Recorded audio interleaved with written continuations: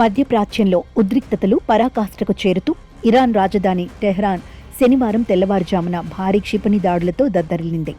Israel defence forces operation shield of Judah పేరుతో ఇరాన్లోని కీలక సైనిక స్థావరాలను లక్ష్యంగా చేసుకుని ఈ దాడులకు తెగబడింది. అమెరికా మద్దతుతో సాగుతున్న ఈ ఆపరేషన్లో భాగంగా టెహ్రాన్లోని వ్యూహాత్మక ప్రాంతాలు, Iran supreme leader Ayatollah Ali Khamenei కార్యాలయ సమీప పరిసరాల్లో భారీ పేలుళ్లు సంభవించినట్లు అంతర్జాతీయ మీడియా కథనాలు వెల్లడించాయి. అయితే దాడుల సమయంలో ఖమేనీ సురక్షిత ప్రాంతానికి తరలించడంతో ఆయనకు ఎలాంటి ప్రమాదం జరగలేదని సమాచారం అందుతోంది.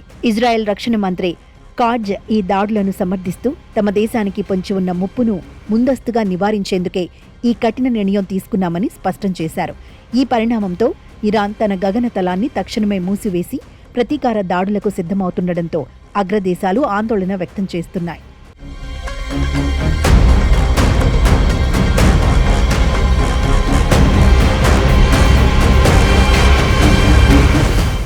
ఇరాన్ నుంచి ఎదురుదాడి జరిగే అవకాశం ఉందన్న ఇంటెలిజెన్స్ హెచ్చరికలతో ఇజ్రాయెల్లో కూడా అత్యవసర పరిస్థితి నెలకొంది.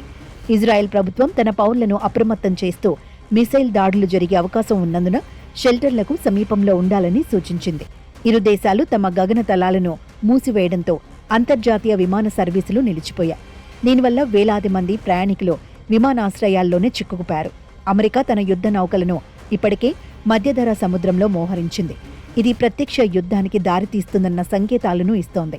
ఇరాన్ సైన్యం కూడా తమ క్షిపణి వ్యవస్థలను సిద్ధం చేసి ఇజ్రాయెల్ నగరాలను లక్ష్యంగా చేసుకున్నట్లు వార్తలు వస్తున్నాయి.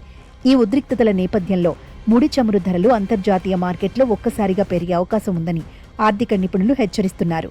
ఐక్యరాజ్యసమితి శాంతిని పాటించాలని కోరుతున్నప్పటికీ క్షేత్రస్థాయిలో పరిస్థితులు మాత్రం మూడో ప్రపంచ యుద్ధం దిశగా సాగుతున్నట్లు కనిపిస్తున్నాయి.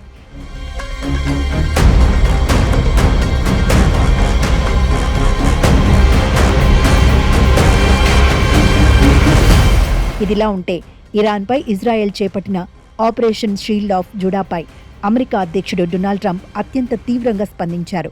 ఇరాన్ అరాచకాలను అరికట్టేందుకు ఇజ్రాయెల్ తీసుకున్న ఈ నిర్ణయం సరైందేనని, తమ మిత్రదేశానికి అమెరికా పూర్తి మద్దతు ఇస్తుందని ఆయన స్పష్టం చేశారు. ఒకవేళ ఇరాన్ గనక ప్రతీకార దాడులకు దిగితే దాని పర్యవసనాలు ఊహించని రీతిలో ఉంటాయని ఆయన హెచ్చరించారు.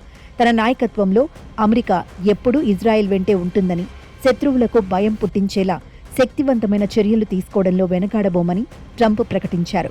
ముఖ్యంగా ఇరాన్ అణు సామర్థ్యాలను దెబ్బతీయడంపై ఆయన పరోక్షంగా తన మొగ్గును ప్రదర్శించారు. ఇరాన్ ఆర్థిక వనరులను తుడిచిపెట్టడం ద్వారానే ఆ ప్రాంతంలో శాంతిని నెలకొల్పగలమని ఆయన అభిప్రాయపడ్డారు. ఈ దాడులు కేవలం ఆరంభం మాత్రమేనని, ఇరాన్ తన పద్ధతి మార్చుకోకపోతే భారీ మూల్యం చెల్లించుకోవాల్సి ఉంటుందని హెచ్చరించారు. ఇజ్రాయెల్ దాడుల నేపథ్యంలో ఇరాన్ ప్రతీకార దాడులు చేపట్టింది. ఇరాన్ వైపు నుంచి క్షిపణులు దూసుకెళ్లారు. ఈ మేరకు ఆ దేశ మిలిటరీ వెల్లడించింది. ఆ సమయంలో ఇజ్రాయెల్లోని హోమ్ ఫ్రంట్ కమాండ్ యాప్ ఎర్రగా మారిపోయింది. అది ఎప్పటికప్పుడు రియల్ టైం హెచ్చరికలు, అత్యవసర మార్గదర్శకాలు చూపిస్తుంటుంది. ఇరాన్ నుంచి వచ్చే క్షిపణులను అది గుర్తించడం వల్లే రెడ్ కలర్లోకి మారిపోయిందని అంతర్జాతీయ మీడియా కథనాలు వెల్లడించాయి. ఉత్తర ఇజ్రాయెల్లో సైరన్లు మోత వినిపించడంతో గగనతల రక్షణ వ్యవస్థ ఎప్పటికప్పుడు వాటిని అడ్డుకుంటోందని ఆ దేశ సైన్యం వెల్లడించింది. డ్రోన్లు, క్షిపణులతో తాము తొలుత ప్రతీకార దాడిని ప్రారంభించామని, ఇవి కొనసాగుతాయని ఇరాన్కు చెందిన రెవల్యూషనరీ గార్డ్ తెలిపింది.